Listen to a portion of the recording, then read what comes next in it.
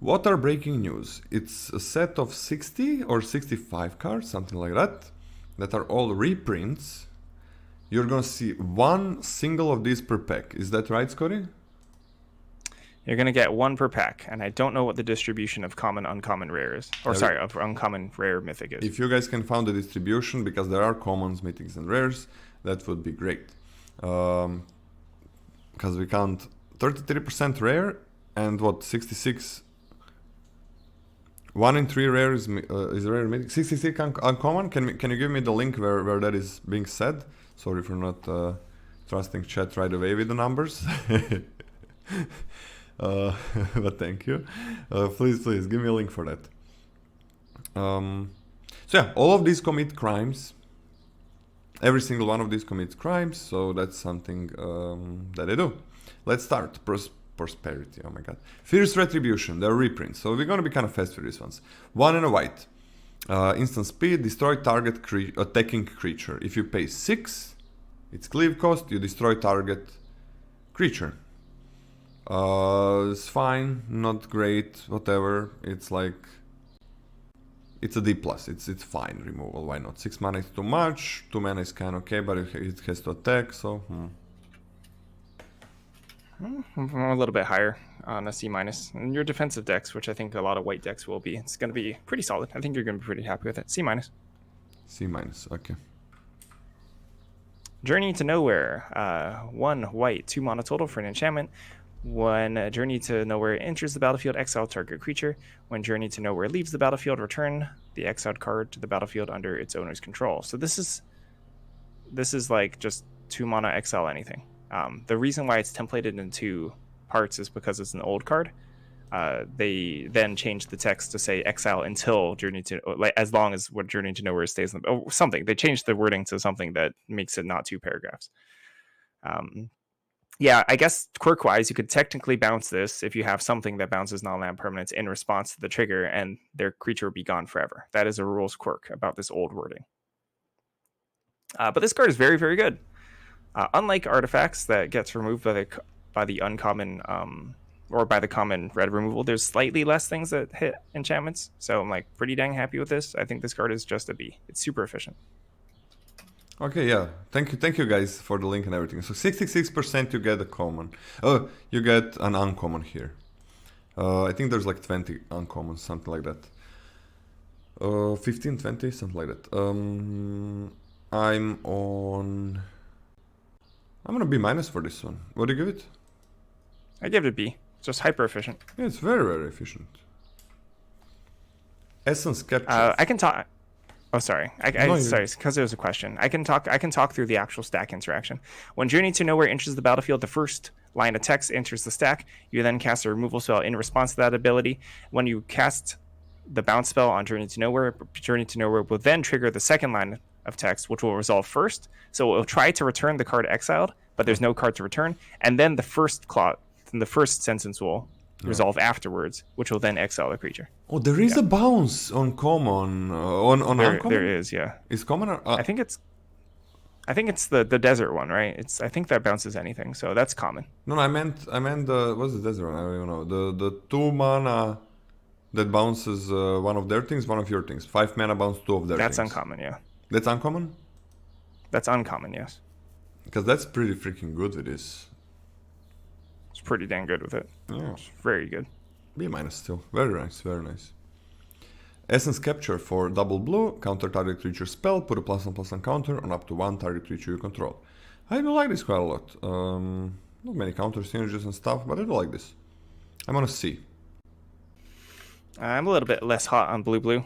I think the mana is pretty brutal, but if you do manage to cast this, you will feel pretty good about it. You will feel pretty good about it. I'm on D+. The mana is blue though, yeah. Yeah, the mana is blue. Oh, this is blue as well, but yeah. Repulse, 2 blue for 3 mana. If it's an instant, return target creature to its hand, draw a card. Instant speed on this is very nice. Repulse is a nice card. Pretty much love it as a way to feel pretty cozy against combat tricks, pretty cozy against any sort of large creature that your opponent drops. You can just bounce it back to hand, and sort of really nice tempo play. This is a C+ for me. Oh, very nice. I'm gonna B-. I love this. 3 mana bounce, something instant speed. And draw card, beautiful, beautiful. This is Yeah, shit. I've repulsed a lot of things in my life. It's super strong card. It's super strong. You're talking about Magic card? Hand is there. Hand is there. Bring hand to make you feel better.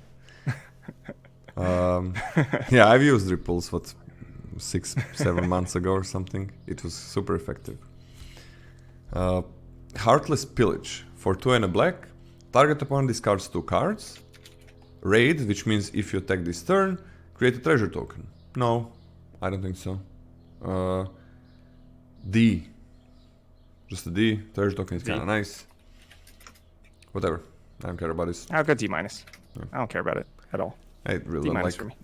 discard 2 effects for 3 mana. I think they're basically always trash. Except when there's a ton of kicker and infinite loops that require mana in the set. It's Moida.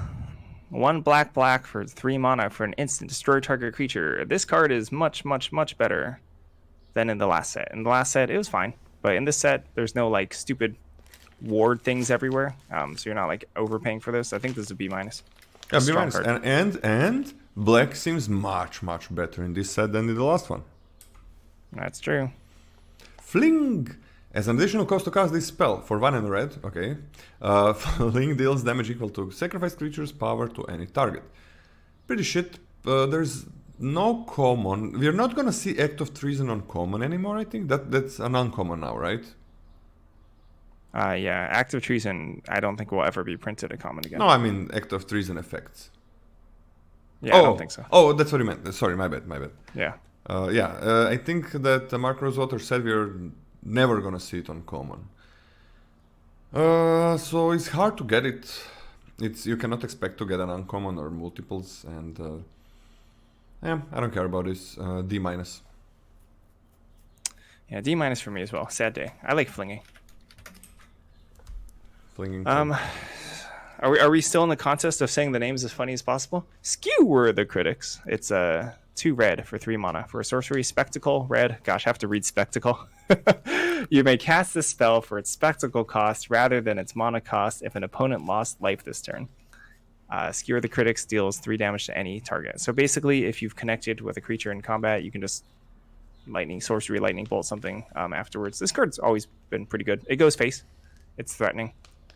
It's not free, right? You're not always going to be able to Spectacle, especially when you're thinking about the play pattern of being able to remove a blocker.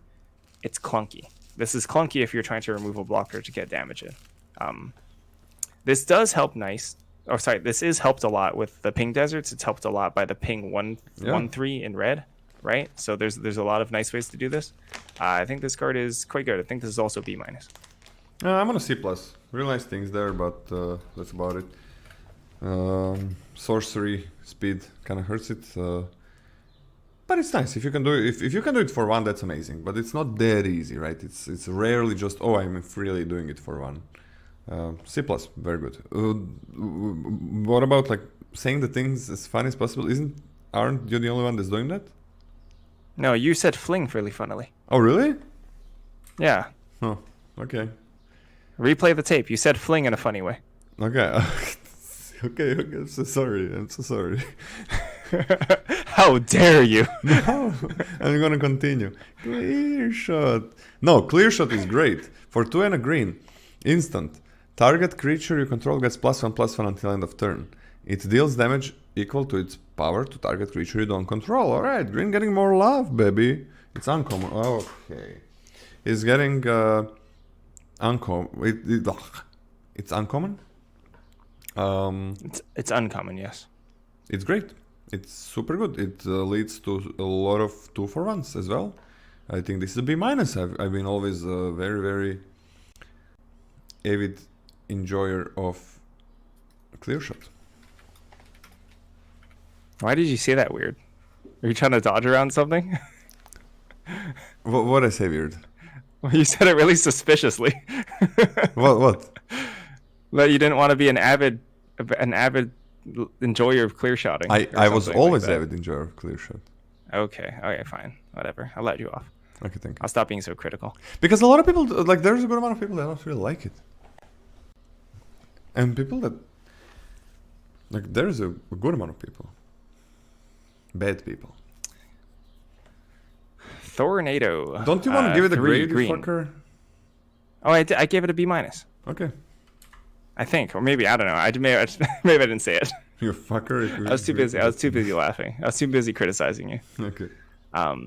Tornado, 2 green, 3 mana for the instant. Destroy target creature with flying, cycling 1 and a green. The cycling is nice on this, but I don't really care about this effect at all. Yeah. Like I don't even want to be main decking this, even with the cycling bailout clause. This is a D minus for me. X on a sideboard. That's nice there. F. D minus? Yeah, I give it D minus. Oh, easy F for me. Like, horrible effect for 3 mana. Horrible. Just abysmal. D minus? Like, you don't want to be main decking it ever? D minus. All right, fine. I'll give it an F. Yeah, okay. I mean, you don't have to change. I'm just like, don't. How does that work? I like drawing cards, you know. Back for more. It's a 4 black and green instant. Return target creature card from your graveyard to the battlefield. When you do it, fights up to 1 target creature you don't control. This is from Ikoria, which was plagued by cycling and Rakdos Sacrifice.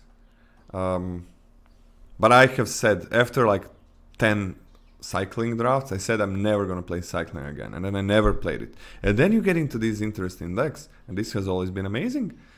This is so good. Colors seem weird. Golgari, what the fuck? This is Golgari. How is that weird? That's how it should be. And it's amazing. It's incredible. I don't even think it's a B. I'm gonna give it a B+. It is so freaking good. You get, it fights something. Sure, it's just a fight. There have been cyclers there, but there's the uncommon cycler here. I think this is just super powerful. Super powerful. B+. I loved it always.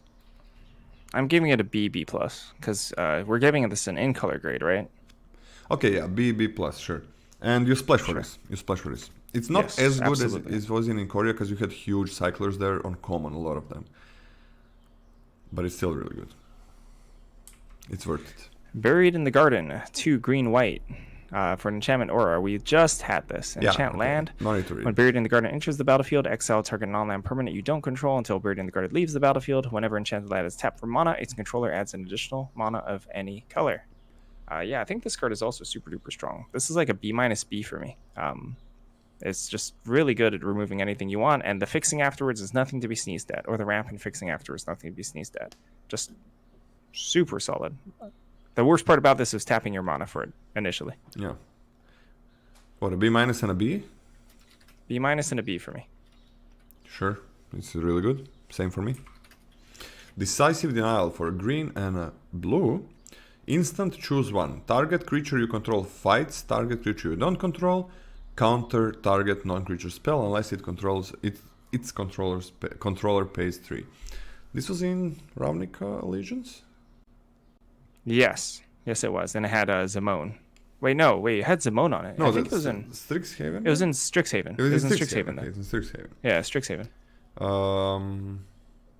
It's good. In Instant Speed Fight is kind of nice, and target non-creature spell. That's a little bit weird, but it's still fine. It's fine. I don't know. These are kind of conditional. It's nice that you can have both, like non-creature for 3 is okay. Fight. Both of these modes are bad. That's the thing. Both of these modes are bad. I'm on like D+ and in color maybe a C-. That's exactly where I was at too. Yeah, I was always underwhelmed with this. I always wanted it to be better. Yeah, but it's not great. I could never, like, I always thought the flexibility would carry it more than it did. But the modes are just so bad. Yeah, green and blue don't care about crimes. Hindering Light, white, blue, 2 mana for an instant. Counter target spell that targets you or a permanent you control. Draw a card. Is this a Conflux card? This is when I first started playing Magic. This is old. It's just actual Shards of Alara. Sheesh. This is the actual first set I played Magic. This card sucks. It's horrible. This is an F. I'm sorry. Just an F. Giving big nostalgia. Big nostalgia. Yeah, don't play it. F. Humiliate for a white and a black. It's a sorcery. Target opponent reveals their hand. You choose a non-land card from it. That player discards that card. Put a +1/+1 counter on target creature control. This is not bad. Like +1/+1 does matter, so this is kind of fine. I still take it as like a D, and when I'm in color, it's like a C. I think it's fine. In color C, I'm fine with. I'll take this at a D+, but yeah, the +1/+1 counter goes a long way in terms of fixing the pitfalls of this sort of effect. Yeah. The thing is, like, you never take it until you are absolutely sure that you're white-black, and then you don't really care much about it. Hypothesizal. 3 blue, red, 5 mana total. For an instant, draw 2 cards, then you may discard a non-land card. When you do, Hypothesizal deals 4 damage to target creature. I've never fully wrapped my head around this. It always looks worse. It always reads not very well to me, and it always plays pretty dang well. I wonder if that will hold up in this set, or I wonder if my memories are specifically because of the quirks of the original set it was from. So I guess we'll see. It doesn't look that good to me, and I'm gonna be a hater again, and maybe I'm wrong about it. But I'm gonna take this at like a C-, and in color, I think it's like a C. Oh, I really like it in color. I like it as like a B-. Yeah. See, I don't know. My brain can't. It's too sizzled. It gets burned out by thinking about it. I don't know why I just can never wrap my head around this card being good. Yeah, I'm gonna taking it as a C. In color, like B- for sure. I'll go B-. You can go B-? Okay, because like cool. I've played this card a ton, and I've just almost like never cut it, and I take it pretty highly, and I'm just like, this card sucks. Why and do I you cast think it it sucks? like happily. But I don't know. Like I just have a thing with Hypothesis. I'm just like, I'm paying 5 mana. Oh, I guess I'll win the game. Okay. Write it down. I don't know. It just happens. What the fuck? For a red and a white, instant speed, destroy target blocking creature. Creatures that were blocked by that creature this combat gain trample until end of turn. I hate this. I really hate this. It's like somebody said in the chat like Lola really hates defensive removal. Passionately hates defensive removal. I don't. I love defensive removal. I don't love very super conditional removal where opponent needs to attack, and then if they don't, you lose the mana and you maybe lose the game because of it, because you kind of really wanted to remove something on that turn. It's same here. If you're not the aggressor, it's completely useless. Never can do anything. And if you are, it's fine. Right? That's the problem. Reward it's fine. It's nice. It can be really good. But it's usually just, it's good. It's a good card when you're the aggressor.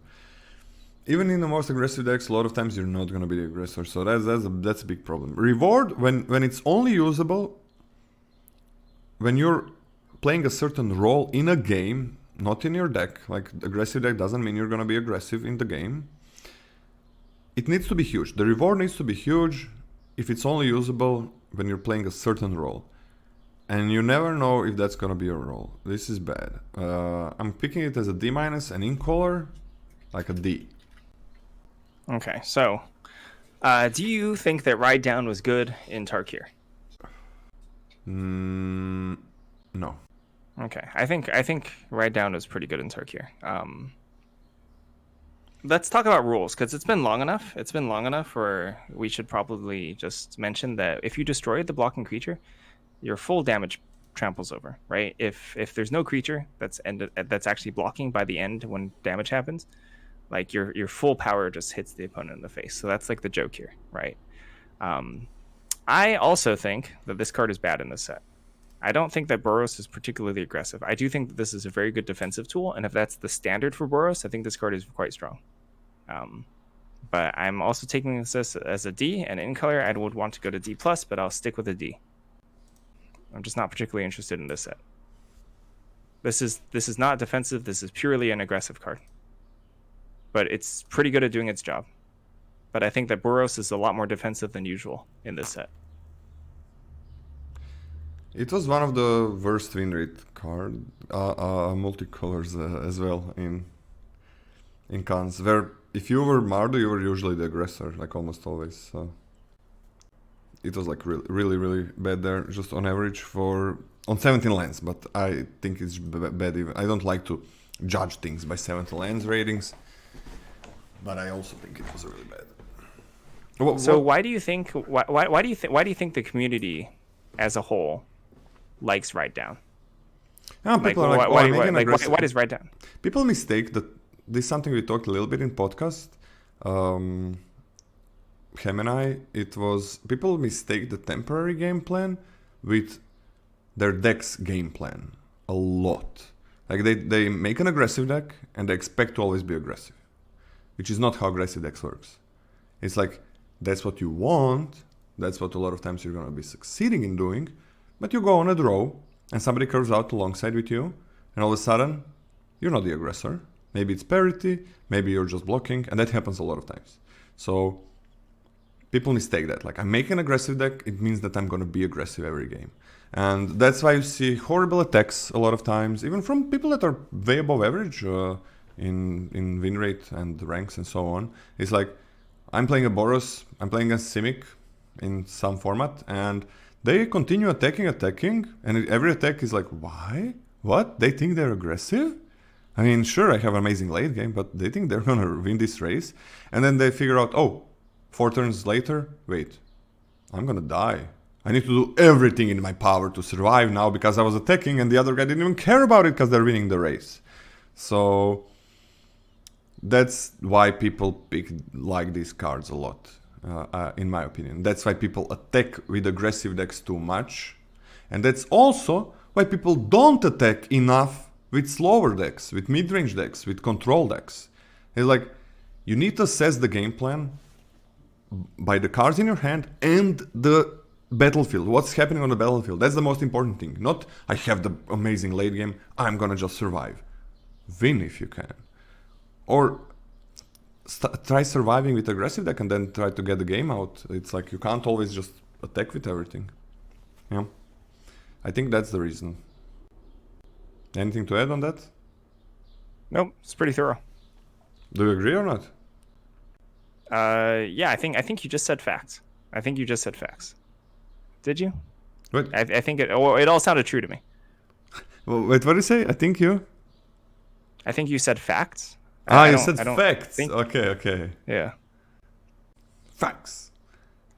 So, next one? Savage Smash. 1 red green for a sorcery. Target creature you control gets +2/+2 until end of turn. It fights target creature you don't control. This is a beating. This is a huge beating. This is a lot of damage. So fighting is certainly less good than punching. Mm-hmm. However, +2/+2 on top of it means you're you're gonna win most combats anyway, you know, like it's not that big of a downside that this is not a punch. And the fact that this pushes so much damage the turn that you play it is quite strong. I think this card is quite good. I'm going to probably take this at a C+, and in color it's like a B-. Yeah, in color B-, but I think I'm taking it as like a C. Don't want to splash for it, I want to wait until I'm there. I think that the 2 mana green common bite is better. In color, in a Gruul deck. In a Gruul deck, yeah. Okay, I don't think so. And +2/+2 is huge. Like, it is a beating. Mm-hmm. I'm thinking it's a C. B- in color seems fine. Oh yeah, sorry, you're reading. Terminal Agony for 2 and a black and a red. Destroy target creature, but sorcery speed. You can also madness it for black and a red, which means when you discard this card, you can play it for its madness cost. How many? Okay, it's actually really good in this set with red. Like, there's a common 2/2 that discards. There is a common plot 2 that discards a card or sacrifices a land that you can do later. This is pretty good in red. It's pretty dang good with highway robbery. Yeah, with the robbery. That's what I'm talking about. It's yeah, really that's the nice. card you're talking about. I mean, 4 mana just destroy a creature is pretty good. Because those cards exist, I'm fine with taking it as a C and in color B-. I am also on that level. Actually, I'll probably take it as a C+. but in color I'll do B minus. It's pretty nice. I don't know if there's a way to cast this instant speed in this set though. I don't know if there is. No. Yeah. No. Because even the crab doesn't do it, because crab triggers end of turn, right? Yeah, I mean, you can do it with the blue card, I guess. The blue 1/1 or hypothesis, I guess, for 7. Oh yeah, sure.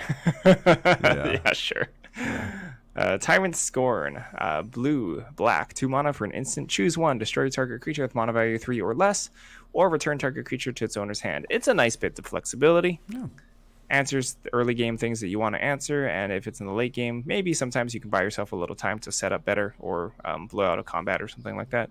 It's nice. I'm not really diving out of my way to get it. I think this is a C minus, and in color it's like a C plus. C minus, C plus seems fine for me as well. Not bad. Fell the Mighty. Oh, this is first rare. Okay, we're on to the rares and mythics now. For 4 and a white, there's 33% chance to get a rare or a mythic. Probably less. I don't think they're all together, right? There is. I don't know what's the chance, how often you're gonna get a mythic or a rare, but I don't think it's gonna be the same. But whatever. So 5 mana. Sorcery, destroy all creatures with power greater than target creature's power. I mean, is this better than just a board wipe? I think it's worse. I think it's worse. I don't really like this. Good against green when you're not green. White has a ton of 2 power, but opponents also might have it. Man, I don't care about this thing. I think it's just C minus. Don't care about it. I'll go D plus. I'll go D plus. For every case that you can imagine keeping your board, there's also going to be cases where you actually just can't kill the things you want to kill. Yeah. Rough business. Yeah, not the first board wipe though. Leyline Binding, 5 white for a enchantment with flash. Has domain. This spell costs 1 less to cast for each basic land among lands you control. When Leyline Binding enters the battlefield, exile target non-land permanent opponent controls until Leyline Binding leaves the battlefield. A little sad that the dual lands actually just set you back in terms of being able to cast this on the cheap. Yeah. Imagine playing Arid Archway and trying to cast your Leyline Binding. Rough business. But it's okay. You know, it's clunky removal. Like most decks will be able to cast this for 4 mana. It's gonna be 4 mana. Yeah, it's gonna be 4 mana. I count it as literally always being 4 mana. That's how I count it. Okay, I mean that's a fair place to be. And if it's 4 mana, it's like at 4 mana flash, it's like a C plus. Yeah, C plus seems fine. Flash removal, why not? I mean, it's also an enchantment. Sometimes it's gonna be better than that, I guess. 3 or 2 mana rarely. But it's also an enchantment for 4 that doesn't do anything else. I'm on a C. I'm actually on a C. Even though it has flash. Like, there are some things that just kill enchantments that are common. Some uncommon. Randomly. 1 common thing, 1 pretty good uncommon. 1 pretty good uncommon thing. Yeah, C. I think it's Do you think this card's better than the common? What grade did I give the common? You gave the common a C plus. But I'm giving this a C. No, sorry. You gave Mystical Tether a C, so it would make sense if you think they're about even. Yeah, C. C seems fine. Okay, fair enough. Pariah, for 2 and a white, enchant creature aura. All damage that would be dealt to you is dealt to enchanted creature instead. Wait, this doesn't commit a crime, unless you put it on their creature. You're supposed to put it on their creature. Why would you put it on your creature? That is true. That is very true. I don't know what I'm talking about. Wait, when was the last time we had this? This is an old ass card. Holy moly! Like what, 10th edition? It says conspiracy. I don't like Pariah. They can remove it. That they don't have to attack until they're ready. It's instead, right? It's instead. So one of their attacks is gonna be negated completely. Oh my god! What if you put it on? on the indestructible creature. Then you can. Then they have to kill it somehow, or remove pariah. Do you have anything like that? You can put it on Rakdos if Rakdos needed to be better. Okay, yeah, sure. Put it on a stuffy doll, but there is nothing like that, thank God. That's like the classic combo, right? Stuffy doll pariah. Yeah. I'm not happy with this. I'm on a like D+. Doesn't help you be proactive at all. I think I'm even lower. I think I'll go D. I think I'll just go D. That seems pretty bad to me. Okay. Path to Exile. White. For an instant. Exile target creature. Its controller may search their library for a basic land card. Put that card onto the battlefield tapped. Then shuffle. Giving your opponent a land is extraordinarily bad. Super duper bad. In the beginning and the mid game. In the hyper late game, sure, you can get away with it, but this is rough. I think it's pretty easy to see this to star whatever glasses because of constructed. And actually, I think it was reasonable in its original limited format because the power level is like infinitely lower. But I don't think we live in that age anymore. I actually don't think Path to Exile is that good. I don't think it's that good. I think it's a C-. I think there is a huge difference between this and Assassin's Trophy. I think is garbage, but just a single white, a single mana, this can really be beautiful tempo. So yeah, you want to blow out. You want to blow your opponent out, but then you also give your opponent a little bit of tempo back. This can be a lot of tempo. So I'm gonna give it a C. Nice. Of course, it's great in constructed. You know that, like it's good in constructed, right? But not against every deck as well. But like when you're getting beaten down, this is just never a really good limited card. Like you have 2 mana removal spells as well these days. Archive Trap. For 3 and double blue, it's an instant trap. If an opponent searched their library this turn, you may pay 0 rather than pay this spell's mana cost. Target opponent mills 13 cards. This is an F. You don't play this. But you can flash it back with your other card, so that's 26 cards. And it's kind of easy to win with that. Still an F. Not enough mill, I think, in this set. Archmage's Charm. Blue. For an instant. Choose 1. Counter target spell. Target player draws 2 cards and gain control of non-land permanent with mana value 1 or less. I don't think this is worth building towards. Yeah, the card's good. No, your fixing's not going to be good enough.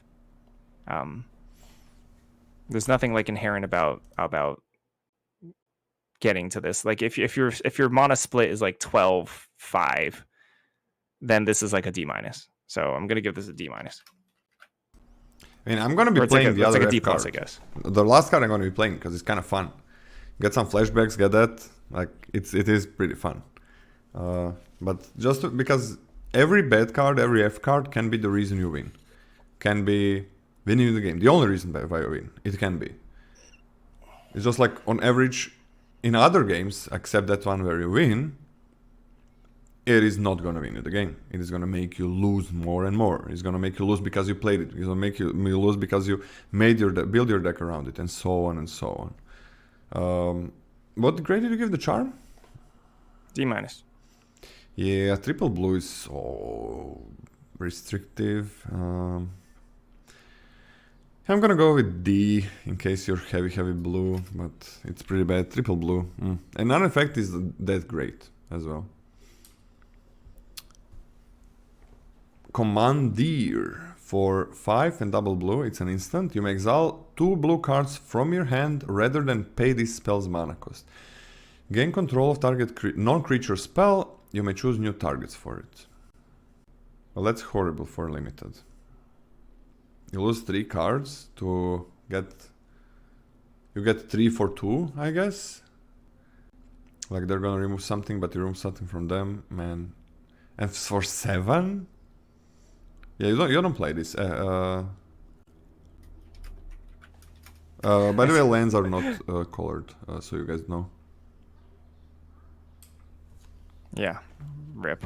Mana Drain, blue, for an instant. Counter target spell. At the beginning of your next main phase, add an amount of colorless equal to that spell's mana value. If you manage to snap this off, okay, well, hold on. This is a classic, right? This is super expensive classic or whatever. Yeah. But if you counter your opponent's 2-drop, the next turn on your main phase, you have access to 5 mana. 5 mana. So this is really swingy. Blue, counterspell. Just evaluating that. Bad card. Not very good. Not very good. The amount of swing that you can get off of this, if you counter anything at all in the developmental turns, can feel extremely busted. I think this card's good. I actually don't think it's like completely busted off the rails. I actually think it's a B. But it's a strong card. It's super strong. I think blue counterspell is good. Just the counterspell is good in limited. Blue counterspell is good and limited? Yeah, just blue, yeah. Counter anything, right? I like Essence Scatter better. I think Essence Scatter is a better card than that. But this is gonna be a counterspell that wins some games because of the tempo it gains you. I think... what do you give it? A B. A B, like a big B, or... like, B like bear? Okay. Blue is not easy to cast. Not a D, not like filler. Not filler. Okay. B as in very good. Yeah, I'm on a B or a B plus as well. Like this just is gonna win you a ton of games. I'm on a B plus. This is amazing. It's I don't want to give it an A minus for the reason because a bit later on it's just gonna be a counter spell, which is fine. It's like whatever. But early on you literally counter anything and then you double spell. It's so much tempo. Like B plus. It's no card advantage, nothing like that, but so much tempo. It's incredible. I think it's incredible.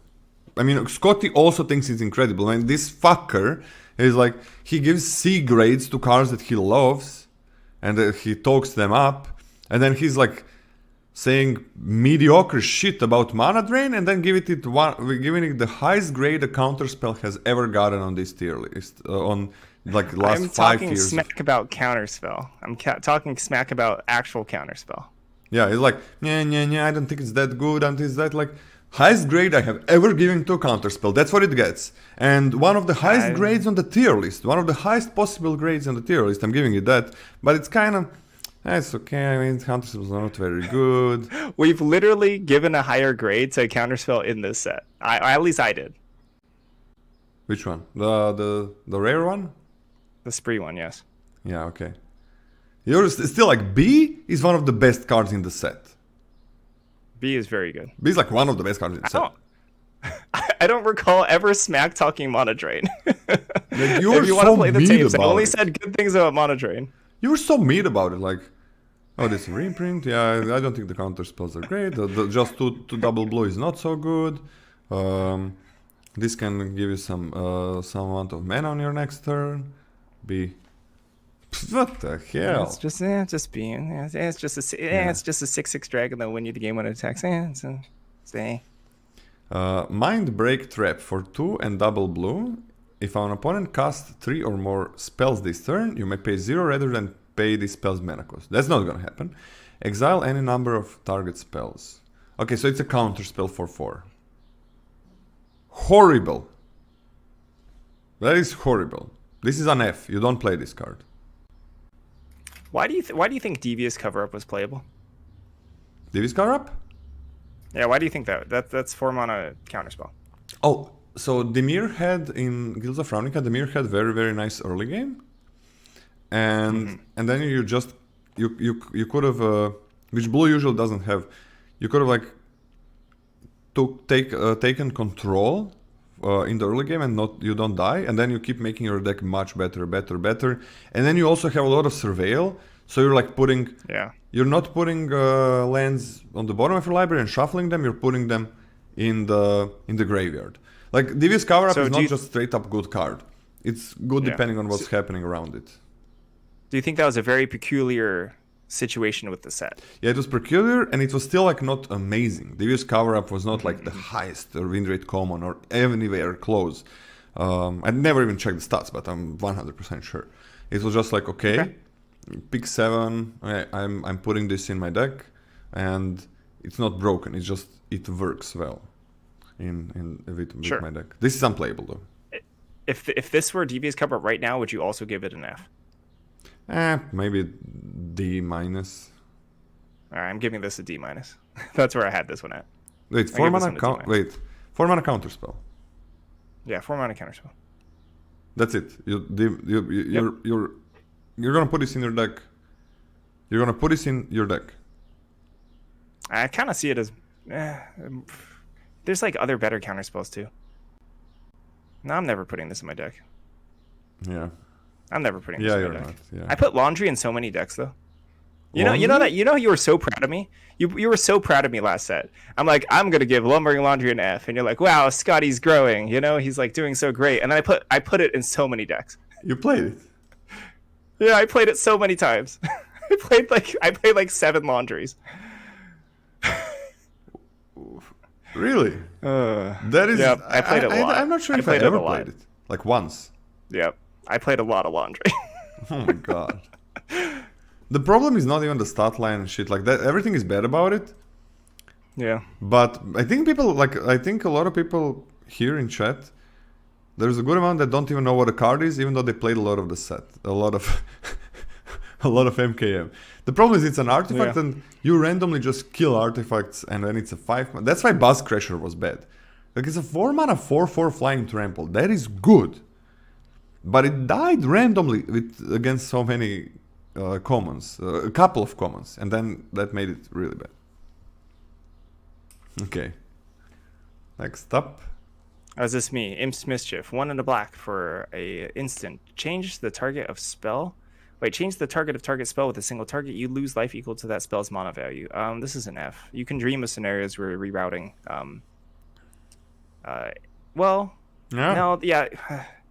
You can certainly dream of scenarios where you're rerouting your opponent's removal spells, right? But You think? This is let him cook. Let him cook. This is bad. This is an F. Why? I dream for a second. Like this is like I understand this is one color, so it's much better than Hindering Light, right? But the amount of times you can actually cast this versus leaving mana up is rough. This is rough. Like there's so much. This is way too much of a hoop to jump through versus me putting just any card that has stats in my deck. I don't like it. This is not an F.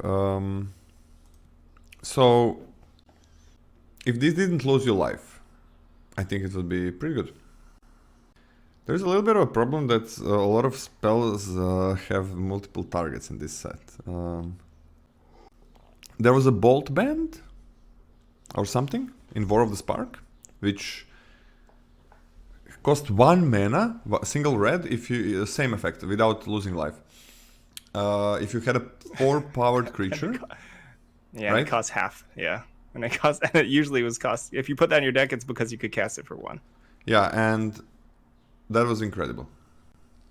It was a hidden thing, and at one point I realized how good it is. I was winning so many freaking games because of it. Because just 1 mana it's a big difference. Bolt Band did abilities? Nah, you never did abilities. It did really did abilities? Oh shoot. I mean 1 mana is also huge. Losing life is also huge. Like you lose 4. I think it's a D minus. I think it's still playable. Okay. Alright. I think you put it. We're so funny. Can we give it a sideboard grade? Like opponent has a lot of things. Sure. Can we give it a sideboard grade? Yeah. These last 2 cards have been slapstick comedy. we're like fighting so hard about these D minus and F grades. Rude Rascal robes. Whatever. It's also black that has a good amount of life gain. Okay, Overwhelming Forces for 6 and double black. Destroy all creatures target opponent controls. Draw a card for each creature destroyed this way. Alright, for 8 mana, whenever you cast an 8-drop, you kind of want to win the game or get super close to winning the game. Well, this kind of does that. I mean, you're killing everything they have, and you're drawing a card for everything you killed. You're kind of are winning the game there. So the effect is broken, right? It's 8 mana. So the problem with 8 mana cards is that why do you need 8 mana to be that powerful? Because getting to 6 mana is hard. It takes a long time, a lot of times. And then going to 7 and especially 8, the game is gonna be lasting for a long ass time. But you have this, it's worth it. It's absolutely worth it. I'm gonna give it a B plus because it is an 8 drop, but it does win you the game most of the time. Is the bomb? What do you think? Me too. No, I don't think it's a bomb, but I'm gonna take the super highly B plus. B plus. I mean, I could give it a bomb ceiling grade because like you do sort of have to like an 8 drop is inherently kind of a build around. Yeah, if you ramp, or you can just give it a B plus. I guess we can give it an A minus. A minus build around. Ceiling. Sure. Ceiling, I'm down sure. for that. The big deal is so many games are gonna be done before you get to 8. Like incredible amount of games are gonna be over until you get to 8 mana, which means you're gonna be playing with a mulligan, with an extra mulligan. Like this is gonna be an extra mulligan. And even when you're flooded, if you're flooded and have this in your hand, so you already don't have things to cast and you cannot cast this, even in that scenario, you usually lose before you cast it. That's the thing about 8 drops. Yeah, but B plus seems fine. It does win you the game. So yeah, By extra mulligan, Lola just means you're gonna have a dead card in your hand that you can't extra use. mulligan It has means, no function. Exactly. Extra mulligan means the game ends before you lose the game before you cast this, and a part of the loss is because you had a card in your hand that you never can cast until turn 15 or something. I mean, it's not technically the truth, right? Because like you can always fabricate ways to use that extra card even if you don't cast it. But for terms of just speaking about it theoretically, we say extra mulligan, or we say it's a mulligan of a card. Reanimate. Black for a sorcery. Put target creature card from a graveyard onto the battlefield under your control. You lose life equal to its mana value. Yeah, so this is another constructed classic. I think this is really painful. I understand it's like hyper efficient. And sometimes, for example, if you mill over like, if you're in the developing stage of the game, you play like a 3-drop that mills 3, or like a 2-drop that mills a couple things, then you just double spell. With this, even losing like 5 life or so, that's going to feel extremely good. Like that, the ceiling on this is extraordinarily high. I think this is quite powerful. But there is certainly, we can't discount the situations where the life loss is too much. I really like returning creatures that gain you life, right? That's pretty good. For example, the green 5-drop that gains you 3 of the life back. You lose 5 and gain 3. That's huge. That's huge. Cycle the armadillo? Yeah, like cycling the armadillo is pretty dang big. I think this card is good. I do think this card is good, but I think we're saying that with the caveat that it's painful. This is really painful. It hurts a lot. But I think the upside is there, which averages out to B for me. To B? Yep, to B. So there is a 2-mana black lifelinker at common that mills you for 2. That is huge. That's pretty huge. That's just 2-mana card that you want in your decks. Then there's 3-mana green card that mills you for 3. Yeah, I'm kind of okay with this. I'm on a C plus though, because sometimes you just cannot cast it. Like you draw it a bit later, and there's gonna be a lot of games where you cannot cast it. Not really build around, it's just good in your deck most of the time, I think. Opponents are also gonna be milling, yeah. I'm actually on a B minus or a B. Like black and green are good, they're gonna be playing that. People are gonna be playing that. You get anything with this is fine, like you get a 2-drop or a 3-drop, that's kind of fine. And you don't splash for this. Yeah, I'm gonna B as well. I'm gonna B. B. This is really nice. And there are gonna be these times. Join the B club. B plus. The problem is when you can't cast it at all. That's the thing. That's gonna happen. But it is a lot of tempo. And black has life gain in this set, has a good amount, so it's nice. Surgical Extraction for a Phyrexian black mana, which means you can pay black or 2 life. Choose a target card in a graveyard other than a basic land card. Search its owner's graveyard, hand, and library for any number of cards with the same name as that card and exile them. Then that player shuffles. Dead Horse delivers beating. F. You never play this in your limited X. I don't even want to talk about it.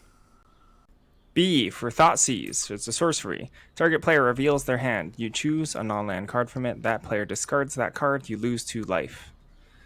Infinitely worse in limited than constructed. I mentioned before when we were talking about the 2 mana Pilfer version of this that power spikes are a lot more common in limited nowadays than they used to be. It's not like all your cards are a similar power level, which is a big argument against effects like this. You're not actually losing that much tempo by casting this because it only costs 1 mana, but still, it's not very good. It's not very good. Like, if you draw this ever in the late game, your opponent doesn't have a hand, it does nothing, right? There's a chance that you peek at your opponent's hand, and they don't have one of those power spikes in your hand. In that case, you just lost 2 life and a mana for nothing. I understand you can enable crimes for this on the cheap, but I don't think this is very good. This is a D for me. Yeah, just a D. Not bad. Not good. Not unplayable, but don't put... The more of this you put in a deck, the bigger problem you're going to have. And that's usually a good sign of how good a card is, right? Sure, you don't want billion tricks in every deck, but it's like you have a couple of these in your non-constructed deck. Oh, this is a mythic, actually. It is a mythic. Huh. That's weird. Anyways, these card effects that are just that are bad in limited. And sure, there's gonna be turns where opponents discard your thing, or you discard your bomb, and it's like, man, I'm glad I had this.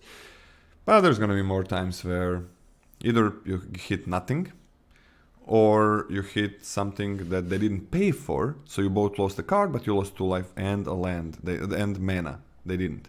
Alright, for 1 and double red, Collective Defiance, it has Escalate 1, which means you can pay Escalate for each mode chosen beyond the first. Like 3 mana first mode, 3 mana, choose 1, 4 mana, choose 2, 5 mana, choose 3, all 3.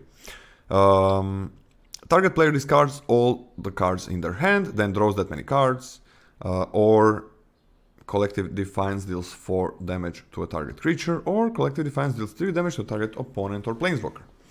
Hey, 3 mana, deal 4 damage, sorcery, not very good. Playable, fine, nothing special, hard to cast. But this is really nice that you can just get rid of your lands at one point, or maybe get rid of the things that are... Sometimes you do it for the opponents when you know that they search for something or whatever, but usually on yourself. Not the mode that you use a lot of times. The last one is nice, right? Sometimes you're gonna pay 4 to deal 4 damage, 3. That's a really nice thing. 4, deal 3 damage to the face, deal 4 damage to the creature. So I do like it. Like, it's reach, it's a kill spell. I think it's still a C+.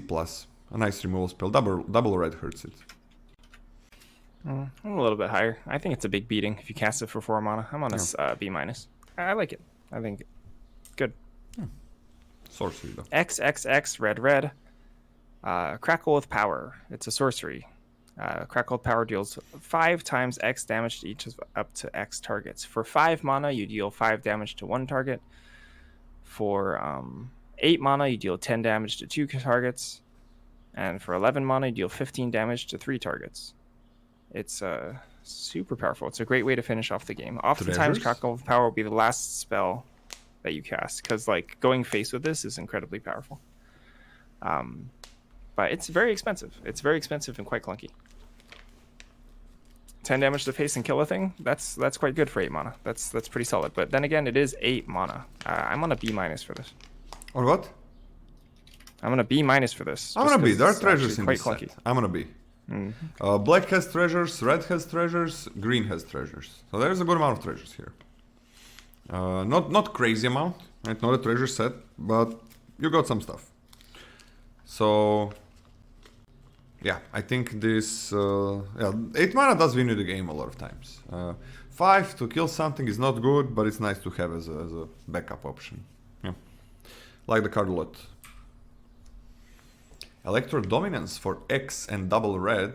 Electro Dominance deals X damage, it's an instant, deals X damage to any target, and you may cast a spell with mana value X or less from your hand without paying its mana cost. I have liked this a lot in Guilds of Ravnica? Guilds of Ravnica. Guilds of Or Ravnica? Ravnica Legions, I think. Like No, it's Ravnica Legions. It's like a bad firebolt, but it's gonna get you the... sometimes it gives you really nice tempo. It's gotta be from your hand, okay. I always picked it kind of highly. I think it's a B minus. Like if you pay 5 for this, 3 damage to something and play a 3-drop, that's...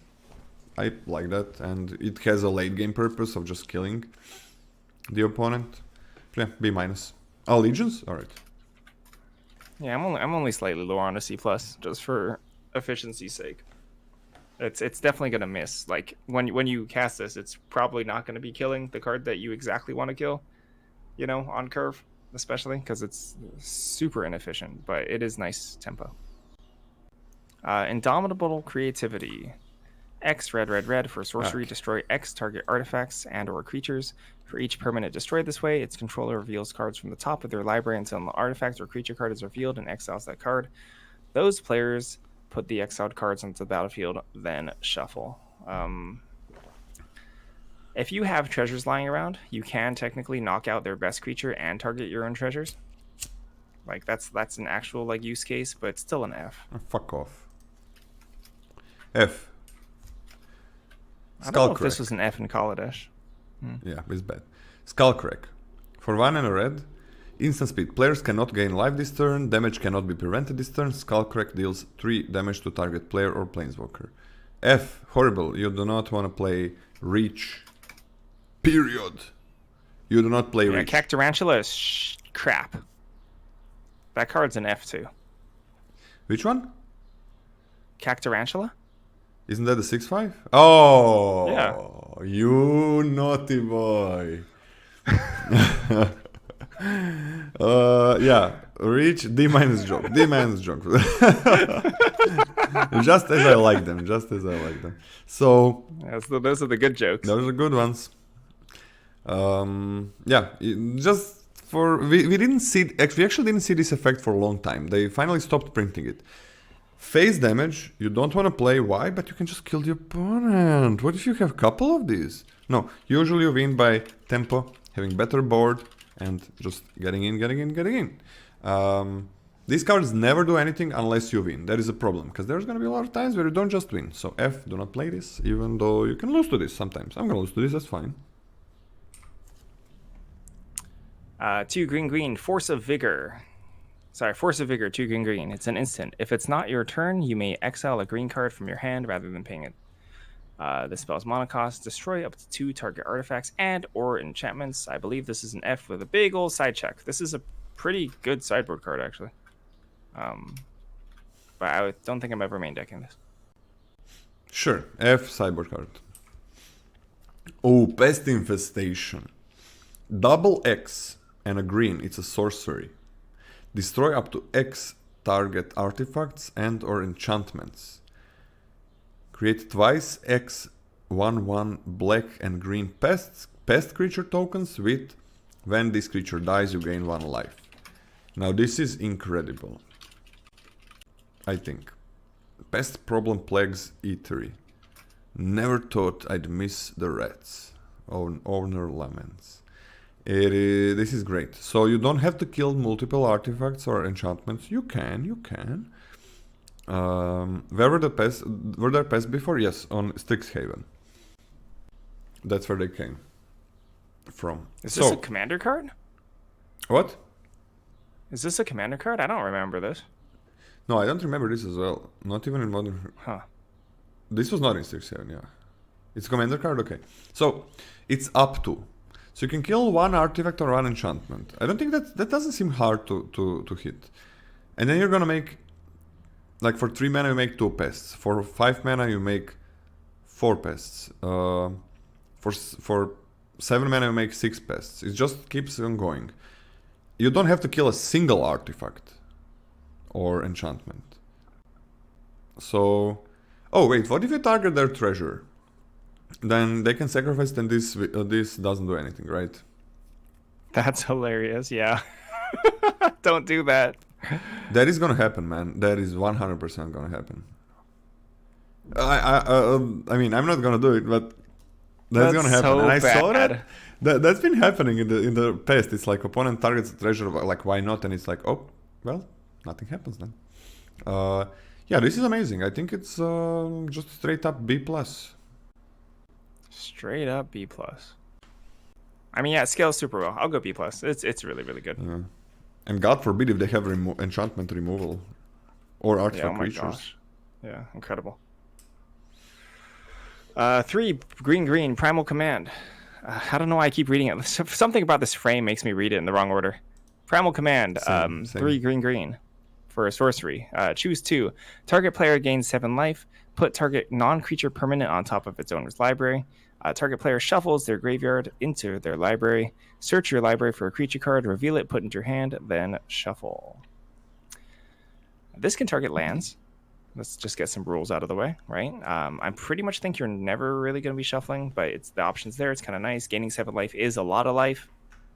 And tutoring your best creature out of your deck. This is expensive. This is like a classic card that I like a lot because it's old and I've played with it a lot, but it's not very good. It does play out better than it looks. I will give it that much. It does play out better than it looks. Even in like Cuban limited and stuff, but it's not great in normal limited. Like putting a land on top is fine. It's solid, but it's kind of expensive. I think this is like a D. Yeah, like 5 mana, draw your best creature and put their land on top or gain 7 life. I mean, if you have some bombs, this is gonna give you time to play them. So that's kind of good. Yeah, I'm on a D, but if you have a lot of bombs, I think you play it.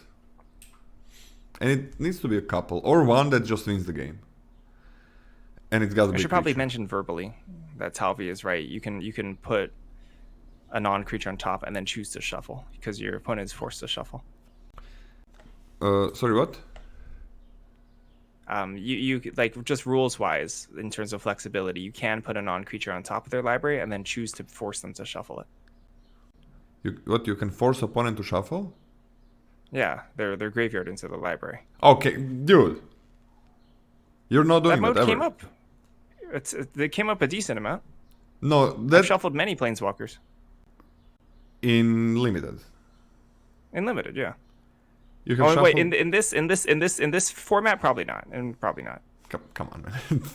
No, don't forget about it, guys. That's something that can be done. Forget about it. Primal Might. For X and a green, it's a sorcery. Target creature you control gets +X until end of turn. Then it fights up to 1 target creature you don't control. So 1 mana fight, 2 mana +1/+1 fight, 3 mana +2/+2 fight. This has been great. This can be a finisher, especially on a trample creature. This has been really good, always. I'm giving it a B. Always good. I give it a B+. This is just fireball kill something. With it's super, trample or flyer. super huge. It's massive. It's a massive thing. It's massive. Colossal Cactus Folk credits training regimen. These cactuses are powerful in this set. Abrupt Decay. It's a black-green 2 mana for an instant. This spell can't be countered. Destroy target non-land permanent with mana value 3 or less. In color, fine. That's totally fine. You know, this is like a C+, B- in color. The fact that it can hit like O-rings and stuff probably makes it as a B- in color, but I'm not taking it super highly because it's 2 colors. So I'm probably taking this at like C sounds fine. It's a bit hard to cast. Can't double spell always. And D+. I take it as a D+, I think. I'm taking mine as a C+, a C-. Right, we can go to a C+ in color, I guess, but I don't agree with that. Anguished Unmaking. 1 white black. Exile target null and permanent. You lose 3 life. How far have we come? from 3 mana multicolored spells, exiling basically anything and losing 3 life. How far have we come from this thing? This is not good. This is not a good card. This is really bad. I'm taking it as a D-, and in color I think it's a D. I'll go for that as well. Yeah, It's pretty 3 good. life is It's- like 3 life is uncastable so much. a lot of times. Bedevil. Bedevil, black, red. 3 mana total for an instant. Destroy target artifact, creature, or planeswalker. It's worse than murder. It's worse than murder, even in color. Even in color. I'm thinking in color this is like a C+, and I'm taking this at like a D+. Yeah, D+. Just hard to cast. C+ is okay in color. Yeah. Yeah, Oh, it's I just didn't difficult to cast murder. flip this guy thing. Okay, we have a dual card. Alright. Crime for 3 and a white and a black. Sorcery, put target creature or enchantment card from an opponent's graveyard onto the battlefield under your control. Or for X black green, destroy each artifact, creature, and enchantment with mana value X. Nothing is good here. And this is not really a dual card. It's like 2 mana kill all mercenaries? No. 4 mana kill all. This is bad. Every part of this is bad. The no in color here. I'm just D-ing this. I don't like anything. D, Yeah, this is I guess D-. D. I can give it a D. I'm going D-. D seems fine. Full nothing. Cruel Ultimatum. Blue, black, red. The Gabe Nassif special. Finally back. It's a sorcery. It's a target opponent sacrifices a creature, discards 3 cards, then loses 5 life. You return a creature card from your graveyard to your hand, draw 3 cards, and then gain 5 life. It's so much card advantage. It's so much damage. You gain so much life. It's so flashy. It's so cool. It's a D-. I think it's an F. This is an F. This doesn't really impact the board much. 7 colored mana in colors that don't really have fixing, not much fixing. Have some treasures, I guess. A D-, I guess I can give it D-. Oh my gosh, I'm gonna make your own luck this. This is gonna be one of the worst win rate cards in the set. So I probably should be an F. We're gonna have so much data on it too because everyone's gonna play it. Yeah, and everyone's gonna lose. Okay, this is gonna be so little data because it's gonna appear in such small amount of packs. Don't ruin my fun. It is like what? Discard 3 cards is 0 cards. So opponent discards 0 cards. That's the first part. Sacrifices their worst creature and loses 5 life. That is horrible. That's 7 mana. You return a creature card from your graveyard to your hand, not like to your hand, so nothing for board.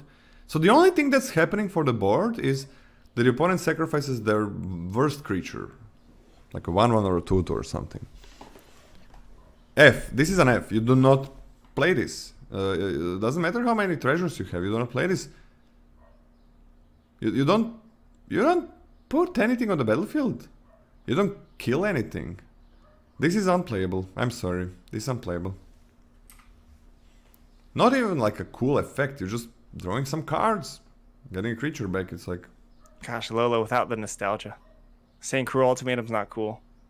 Yeah. Take that back. It's been Cruel shit. Ultimatum is super cool. Always. People have license plates about this card. Do you know that? Why? What? People have license plates with UUBBBRR. Really? So don't you smack talk no Cruel Ultimatum being cool. I'll stand for smack talking Unlimited. You can't smack talk how cool it is. I didn't say that it's not cool. You did. You said it's not a cool effect. Ah, yeah, it's true. It's really not a cool effect. There's so many cooler effects. Oh my goodness. You vile human. I don't know. Making a ton of pets and killing a ton of artifacts is better. Alright, 2 red and green. Decimate.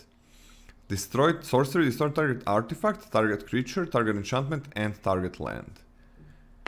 I mean, this is compare it to the last card, man. It's like 4 mana. It's only Gruul. Wait, shit! I forgot. It's not up to. I forgot. Yeah, you have to cast. You have to target everything. Oh, this is an F. Yeah, it's another F. Yes. Damn, I forget.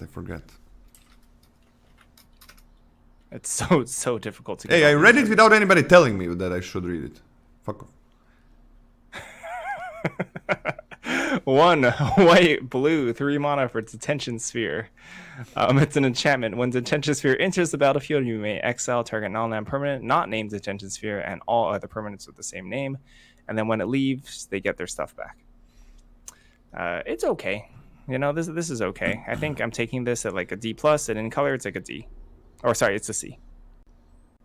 No, they're gonna have same cards sometimes. I don't think. I think it's a C+ in color. Sometimes you're gonna get them. They're gonna have some same cards. At least you're killing their biggest thing. I'm taking it as a C minus. That's fine. C minus, but C+ in color, I think. It does hit all the mercenaries. Yeah, I guess. Oh, Endless Detour. For a green and a white and a blue, it's an instant. The owner of target spell, non-land permanent or card in a graveyard puts it on top or bottom of their library. Oh, this is bad. It's like this effect is not worth the splash. This effect is something you want to have exactly when it's needed. No, this is really bad. I'm D-minusing this. If you have a really good mana base, you never go out of your way for this effect. You get it in the deck if you have a ton of mana already. I don't know, you're playing Simic, you're splashing white and you have like 5 white sources.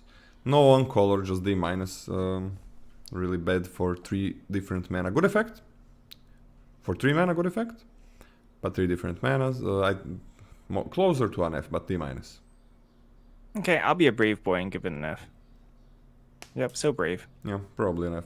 F. Fractured Identity. 3 white, blue. For sorcery, exile target non-land permanent. Each player other than its controller creates a token that's a copy of it. This is actually quite powerful. You exile anything and you basically steal it, right? What do you mean actually quite powerful? What the fuck? This is like... What is actually? What actually? Did anybody say it's not extremely powerful, broken?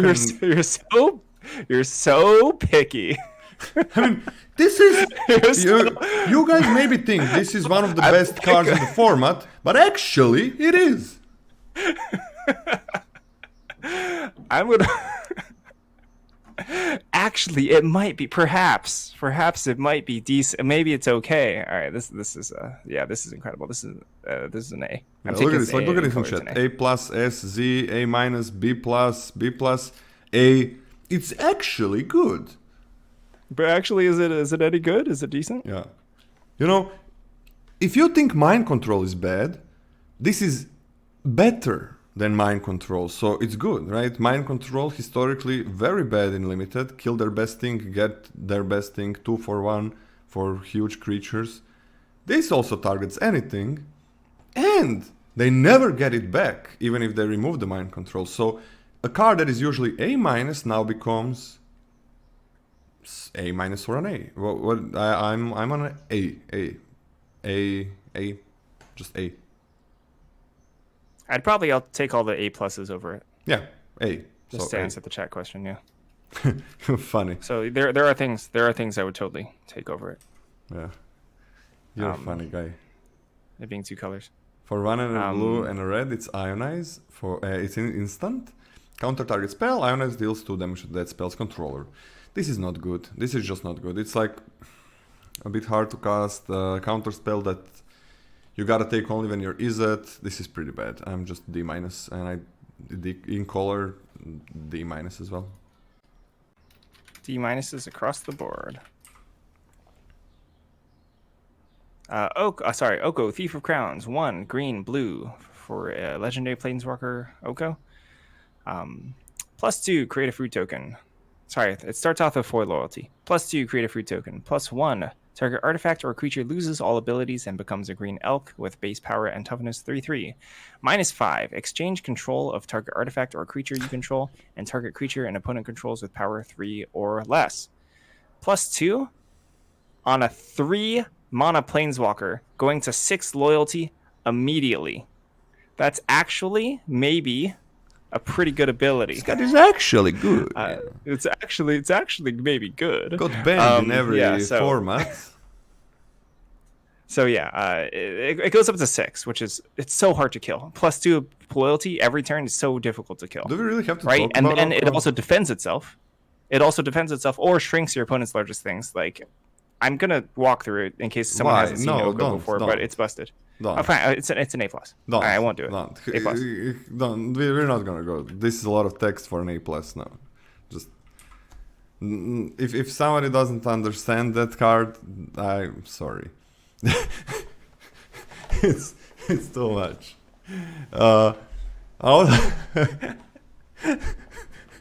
Outlaws Merriment. If Oko was new, then I'm fine spending a lot of time on it. If it's a new card, but it's too good. It's just too good. I mean, if you do want to talk about it, I'm not gonna. Do you want to talk more about it? I'm not gonna talk about Oko. Okay. No one understood the card at first. That is true. The Oko, that is actually true. A lot of people, like I've gotten some new students, and this was my. I've asked a lot of them, like, what do you think about Oko before they even think too much about a set, and a lot of people said, "Oh, this is nothing that special. Like you're just making some foods and stuff." So it's interesting that a lot of people didn't realize how broken it is, and I was like, okay, this is one of the best cards ever printed for limited or whatever. So give it another think, and then tell me why it's good. This is what I did with a lot of my students, the newer students especially. It's like, it's one of the best cards ever. You think about why it is, and then we're gonna have a call. Outlaws Merriment. For 1 red and double white, it's an enchantment. At the beginning of your upkeep, choose 1 at random. Create a red and white creature token with those characteristics. 3/1 human warrior with trample and haste, 2/1 human cleric with lifelink and haste, 1/2 human rogue with haste, and when this creature enters the battlefield, it deals 1 damage to any target. It's a little bit slow, but it does take over the game. And rogue is the outlaw. Okay, that's kind of cool. It does just take over the game, because all of these are nice. You get a, like, 2/1 lifelink is nice. 3/1 is just, that's pretty big, since you're getting more.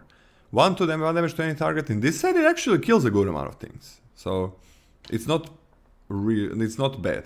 It's a lot of times it's gonna be the worst to get the 1/2. It also is rogue, and it's gonna trigger a crime, so that's nice. But I think the first 2 are most of the time gonna be better. It's just great. I'm taking it as a B+, an in color A-. I think it is a bomb. Yeah, it's slow though, but I think it's bomb. Okay, I'm actually a little bit lower. I do think that the slow hurts it a pretty decent amount. I actually think it's really slow. I'm taking it as a B. I would give it a B+ ceiling, but I'll go A-. Okay, cool. Siphon Insight, blue-black. For an instant, look at the top 2 cards of target opponent's library, exile 1 of them face down, and put the other on the bottom of the library. You may play the exiled card for as long as it remains exiled, and you may spend mana as though it were mana of any color to cast a spell. Has flashback 1, blue, red. This one's interesting. It's okay. I'm not a huge fan of just spending mana to get cards, but the selection means that the card quality that you get is usually pretty high, because you always get the selection from it. I understand that you're taking off of your opponent's deck, which is a little bit less synergistic, but not so bad. I'm still taking it pretty lowly. I'm taking this at like a D, and in color, it's like a D+. Yeah, D+, same for me. It's you would rather, the thing is, like, opponent's deck is gonna synergize with their deck, and your deck is gonna synergize with your deck. So it would be better if you did this for your deck, because you made it to work with your other cards. So it's kind of cool, because sometimes you can, I guess, get things that are not in your color that would work with your cards, but it's not bad. It's just not very good. Costs too much to get like those 2 cards. Vanishing Verse for a white and a black. Exile target monocolored permanent. Okay, taking it as like a C plus and in color B minus. This is very, very good. Very good tempo. Maybe B in color? I'm gonna B in color. I'll go B in color. Yeah.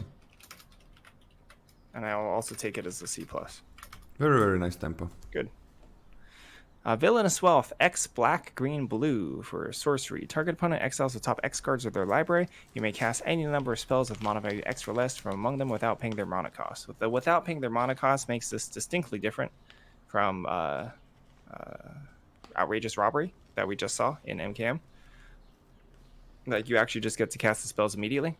What about spree cards? You cannot. The spree cards just don't work. Spree cards are blank. Well, actually, no. You need extra mana. You need extra mana on top of it. You can pay for the kicker cost, but you would need extra mana on top of it. You're never gonna have any extra mana. You're never gonna have extra mana. Yeah. So they're never working. Yeah. So that's rough. I don't like. So Villainous Wealth can technically give you a huge board presence immediately when you cast it, which that part's kind of nice. But you need to dump like a huge amount of mana into this, like a huge amount of mana. Like, this has to be like the entire purpose of your deck. I understand treasures, I understand ramping and all that. I don't think it's particularly good. I'm gonna give this a D minus. So what do you give it? D minus. B minus? D minus. Oh, D minus? I've liked it a lot in cons, but it was a very slow format. Here for 6 it's bad, but yeah, when you get to like 8, that's where it becomes it can be pretty good, but it can be pretty mediocre as well. Yeah, I'm on a D. It can be okay in some decks, I think, but it's so much. It costs so much, and spree is a big problem. Yeah, spree is a very big problem. That's the D. Not very good for this format. It was nice in cons, I think. Void Rend for white, blue, black. This spell cannot be countered. Destroy target non-land permanent. I'm taking it as D minus. That's it. It's just D minus. It's expensive. Yeah. Or sorry, it's difficult to cast rather. It's difficult to cast. Yeah. When you're playing a card that must be splashed like this one, you can't judge it as a 3 mana card, 5 mana card, 6 mana card. You gotta judge it as I'm making my whole deck worse because I'm including this card, and I'm not gonna be playing it until late game a lot of times. And then it becomes very bad to just kill one thing. You're just killing one thing. You're just almost always murdering, but it can be a bit better, so not good. Void Rend is still good on turn 6. That's not the problem. It's like, that is not the problem. It's not very good on turn 6. It is not. It's like 6 mana removal spell is good on turn 6, right? It's gonna kill anything, like destroy anything. Is it playable? Basically never. Basically no format 6 mana remove something is playable. Even though that's good if that's like on turn 6 it's fine. The thing is like a lot of times you want to use it earlier. And a lot of times you just want to kill a 2-drop or a 3-drop or something. And you don't want to splash. You don't want to be forced to splash a removal spell. Because what are you getting? You're getting 1 for 1. You're playing 1 card, removing 1 card. Making your whole deck worse for that? Making your hands worse? Not worth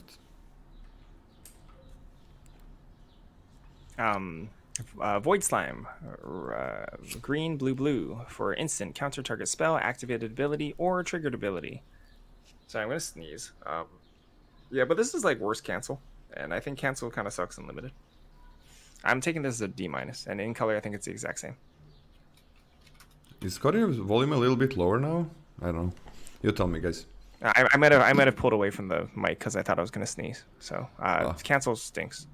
Yeah, D minus, and in color, I don't know, a D minus as well, I guess. D minus, yeah.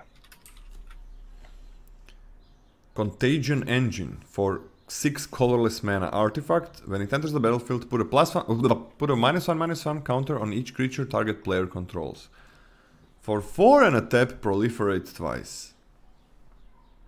How many things have You don't have planeswalkers, but how many things have +1/+1 counters in this set? In white, there's the +1/+1 5-drop, there's the +1/+1 trick that is good. In green, there's like that 5/5 guy, I guess. You can just proliferate their things, right? You play this and then you proliferate next turn, give everything -3, -3. That's like the main mode of this card. Huh? That's like the main mode of this card. Yeah. I'm just thinking like, is it gonna give you more than that? This is pretty good, yeah. If you have ramp, it gets better. This costs a lot of mana. A lot of mana. Still think it's good. No, this is not until end of turn. This is a -1/-1 counter. And you can proliferate their -1/-1 counters. So you can proliferate that. Add more of those. I mean, I still think it's fine. Like a C, but if you have a lot of ramp, it gets better. If you have a lot of plus. I'm quite a bit higher. I'm quite a bit higher on Contagion Engine. I don't think that we can, or I don't want to sleep on how much it actually impacts the initial turn when it comes down, how much it impacts combat. Shrinking their entire board and making just your entire board just that much better at blocking and helping you get to the following turn where you start proliferating them. Then at that point, you actually just delete their board. I'm on a B, and it does get boosted up for me that it will fit into basically every deck. That's not just hyper aggro. And you're going to get +1/+1 I think this counters is in a very some good decks. card. Yep, I think this card is very good. Yeah, I'm on a B as well. Yeah, B. It's a good card. You talked me up on it very quickly. It's 1. 1 mana for an artifact. 3 and tap. Target player mills 2 cards. If 2 cards that share a color were milled this way, repeat this process. F. F, and you're basically never gonna repeat the process because lands are colorless. Don't play this. Mindslaver for 6 colorless mana. It's a legendary artifact for 4 and a tap. Sacrifice this thing you control. Sacrifice Mindslaver. You control target player during that player's next turn. Okay, that costs a lot. But this is an incredibly powerful effect. You're gonna make horrible attacks. You're gonna target removal. You're gonna use removal on their own things if they draw it. You're gonna maybe attack and then lethal them with your things because they don't have any tricks. It's a free block. This is way too good of an effect. You're gonna use tricks on your creatures. Yeah, I'm giving this A- because it does cost a lot. I kind of hate this card. I don't think it's very good. Okay. You have a big turn of vulnerability the turn you play this if it gets removed. And it's very expensive. This is going to win you the game a lot of times. A lot of times. I think it's really good in Modern Limited. Where like creature sizing and making poor decisions is actually super punishing. That's strong. So what do you give it? I'm thinking about it. This one's tough. It's tough. I'm not close to you. I know that. I legitimately think Contagion Engine is better for its maybe it is. I want to give the engine a B+. I want a B-. for me. Okay, I'm on a B- for this one. Engine B+. -1/-1 for a turn, and then they probably lose the game is kind of good. I'm giving it a B+ for a Mindslaver, yeah, because sometimes the board state is not going to be that good. Sometimes this is going to be game losing. So B+ for this one, I think. Next up. Unlicensed Hearse, 2 mana for an artifact vehicle. Tap to exile 2 target cards from a single graveyard. Unlicensed Hearse's power and toughness are each equal to the number of cards exiled with it. Crew 2. You, unfortunately, cannot just go off and start growing this by 2 every turn if you start this on 2. The cards actually do need to hit the graveyard. But it's fine. It can get large eventually, and it does shut down incidental graveyard stuff that your opponent is trying to do, which is like kind of annoying. It's also repeatable crimes, right? Sometimes you will actually want to exile. So if your opponent has 2 cards in the graveyard, you could exile one of them so that you have something to exile next turn and just have repeatable free crimes after that. I kind of like it. I do kind of like that. It can be used at instant speed, used on the opponent's turn, which is actually a more difficult thing to do than criming on your turn, right? Play a tap land, crime, end of turn, exile 1 card from the graveyard, do another crime. Overall, I think this is good. I think this is a B-. Where did we had it in Neo? No? Capenna, I think. Capenna? Yeah, in Capenna, because so. it's a hearse, yeah. It was not very good there. Right? I think this is way better. Capenna didn't have a graveyard theme, did it? Yeah, that is true. And this has like so much synergy in the set. This feels like it's supposed to be in this set, not in Capenna. What is it doing in Capenna? Yeah, but I don't think that has that much synergy. That not self-mill is just a bit in black, a bit in green. It's not like crazy, and it's so slow. It is so slow. I think it was really bad in Capenna. I think it's slightly better here. I'm gonna give it a D, just a D. I think it's dang, nice. better. This is the biggest. This is the biggest difference for us. Yeah, I don't like this at all. I think this card is actively good. Interesting. I think it's actively bad. I'm pretty sure it's gonna be a really bad win rate with that one. Dust Ball. Okay. It's a land. Taps for colorless. For 3 and a tap, sacrifice any land, destroy target non-basic land. F, just don't play this. I mean, so much mana, like they're gonna do their things already. Yeah, no. Makes any deck worse. Commits crimes, whatever.